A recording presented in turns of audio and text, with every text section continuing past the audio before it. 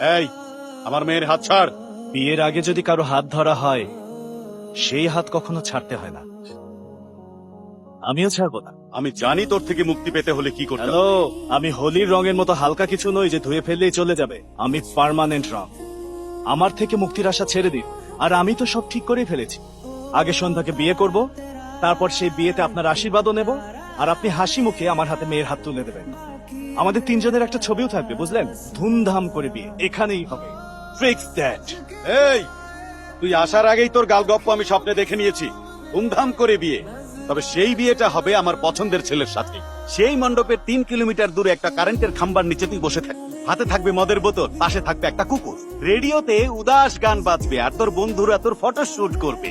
এটাই বাস্তব। তাহলে চলেন, চ্যালেঞ্জ হয়ে যাবে। হারার ব্যাপারে নিশ্চিত বলেই চ্যালেঞ্জটা নিয়ে নিলাম। উপরে চ্যালেঞ্জ চ্যালেঞ্জ করে চিৎকার করছে কেন? তোর পুরো প্ল্যান